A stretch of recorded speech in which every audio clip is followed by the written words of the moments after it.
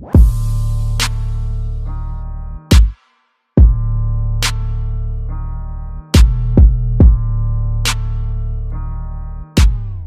going on, fight fans? It's your host Sebastian, and welcome back to the Boxing Tip. Now, last night we had some pretty good fights. Entertaining at the least. Wouldn't say they were the most competitive fights. Like I said when I was making the breakdowns of these fights, they were more just stay busy fights, I guess. Kind of like the introduction to the year.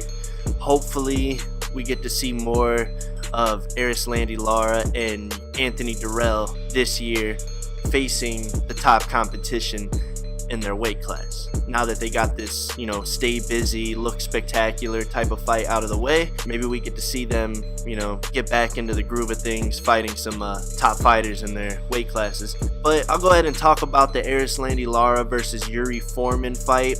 Now, it wasn't the most, as you guys all know, Erislandy Lara did stop Yuri Foreman in the 4th round with a real vicious left uppercut as Yuri Foreman was, closing the distance. Caught him square on the chin, wasn't able to recuperate, and the ref waved it off. So that was to be expected. I didn't expect it to come in that fashion, but it was to be expected. At least Lara winning for sure was to be expected.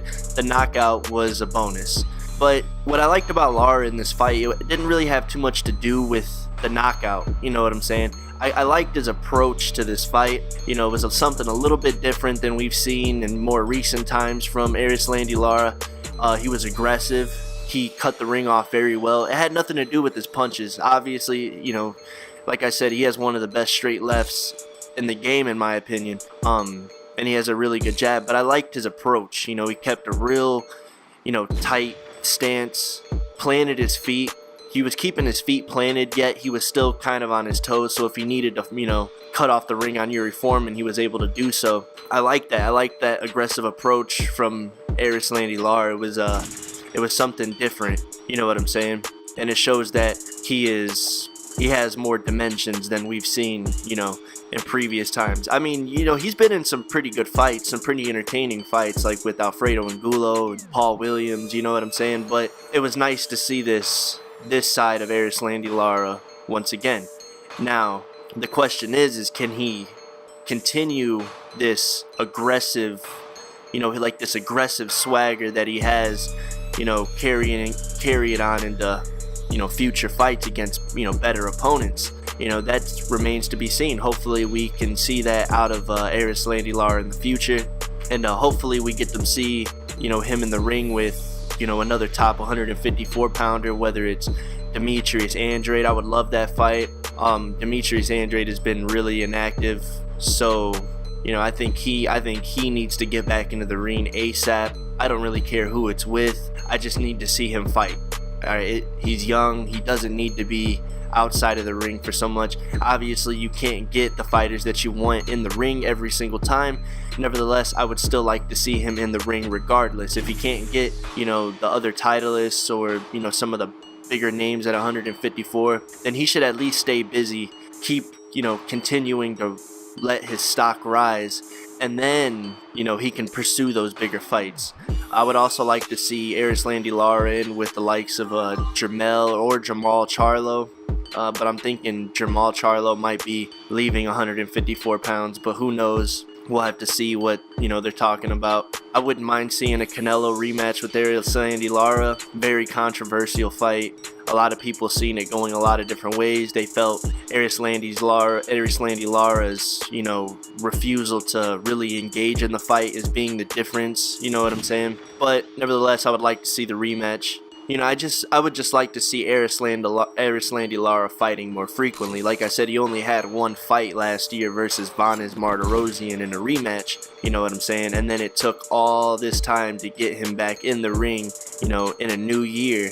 So I just would like to see him staying active. Matter of fact, I would like to see the whole 154-pound division staying active. You know what I'm saying? Because there's a few fighters who don't seem like they fight very much, and I feel like that's not good. I feel like these guys need to be getting in the ring more often.